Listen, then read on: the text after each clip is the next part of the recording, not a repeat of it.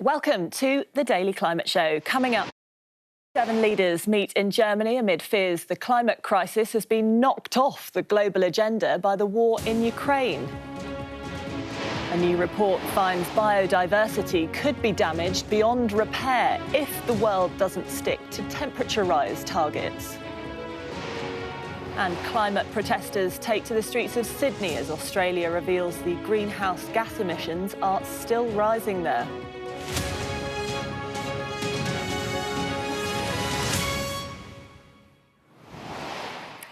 World leaders have gathered in Germany for the annual G7 summit. But unlike last year's meeting in Cornwall, climate change is not top of the agenda, with Russia's invasion of Ukraine being the focus.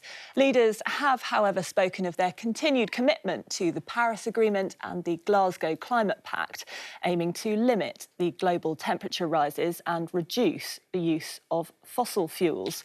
Well, our Europe correspondent Siobhan Robbins is at the summit and joins us live from Bavaria. Siobhan, why is climate change being overshadowed so much this year? Obviously, the war, but it's still being talked about. It is still being talked about, but as you say, there's been a massive shift from when this conference was first planned. So when Germany announced this conference, it was highly focused on climate. And then Russia invaded Ukraine and the focus has switched to the war. That doesn't mean that climate isn't on the agenda. It certainly is, along with other linked conversations like energy security and food shortages. But it has been overshadowed somewhat by the war in Ukraine.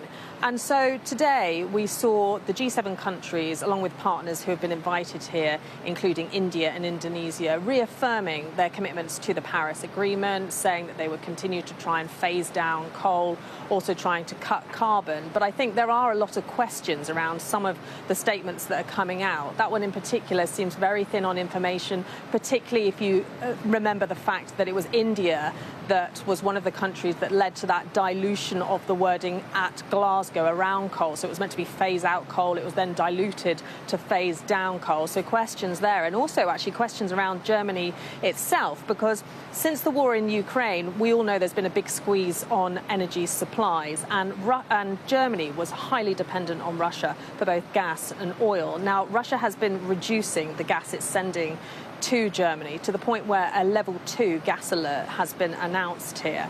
And because of that, this country has started to have to lean back on coal to help fill the gap, but also is looking at exploring new natural gas. And that's led to criticism of the Chancellor, who's hosting this meeting. Now, he's saying they will still meet their climate commitments. But I've been speaking to protesters who've been here every single day of this summit, and many of them are very concerned that climate justice and climate change have really slipped down the agenda, which cannot be afforded when it's the world's leading powers holding these meetings.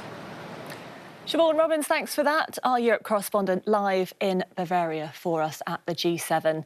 Now, let's get some more of the day's climate news. The Japanese government is asking residents in Tokyo to conserve energy as it warns of possible power shortages.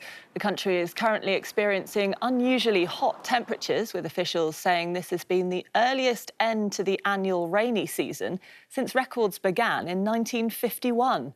According to local reports, more than 250 people were taken to hospital over the weekend with heat stroke.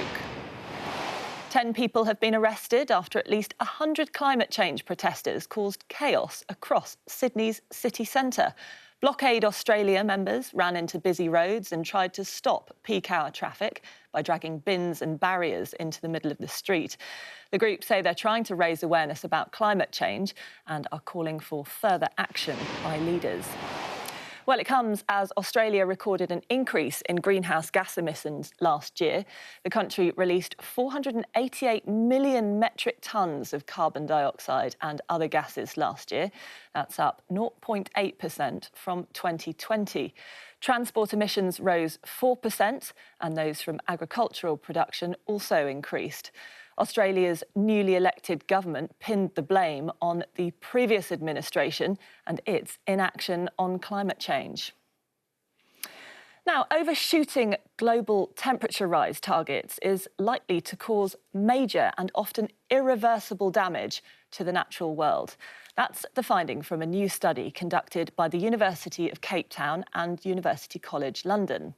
In 2015, global leaders set a goal of limiting global warming to well below a rise of 2 degrees Celsius above pre-industrial levels. But those targets are just not being met. You can see from the estimate here that we're already well over 1 degree of temperature rises, and they could go up by as much as 3.5 degrees Celsius by the end of the century, unless more action is taken to lower emissions. And this new study finds that exceeding just 2 degrees is likely to have huge impacts for biodiversity, which will be difficult to reverse, even if temperatures do eventually decline. Well, joining us now is one of the report's authors, Dr. Christopher Trissos from the University of Cape Town. Dr. Trissos, thank you very much for joining us. Could you describe to us a little bit more about the actual impact of these temperature rises on plants and animals, etc.? Yes, thank you for having me. So our research shows that although in an overshoot scenario, people talk about global heating being reversible, so because of delayed emissions, greenhouse emissions gas cuts, global heating would go above that 2 degrees threshold, and then carbon dioxide removal technologies would be used to reverse that temperature rise. So even though the temperature rise might be reversible, in many places the biodiversity losses could be permanent, such as species going extinct. So our study looked at communities of animal species on land and in the oceans across the Earth, and found that in many regions, risks to biodiversity from a global heating overshoot could last twice as long as the overshoot period itself. So in the scenario we looked at, we would be above 2 degrees Celsius for around 60 years, but it would take over a century for those pre-overshoot conditions to return for biodiversity. And for almost a third of animal communities, it's uncertain whether their exposure to dangerous temperatures would go away even by the year 2300. And for many ecosystems like coral reefs or the Amazon, which is a crucial carbon storehouse for the planet, this would be expected to lead to irreversible species losses and ecosystem degradation. And why will it take species so long to recover from these temperature rises? So the answer is that for many species, they're very sensitive to temperature, such as in the tropics. They live close to their thermal thresholds. And also in many parts of the planet, the climate change that's local is at a different rate from the global climate change. So when we talk about an overshoot scenario, what policymakers are talking about is the temperature would go up above some global government agreed threshold, like 2 degrees Celsius, and then come back down. But at local scales, that return of temperature might be much slower than the global average. And so for places like the tropics, where many species are very sensitive to temperatures, and these temperatures could take a long time to come back down, this is a very high risk strategy.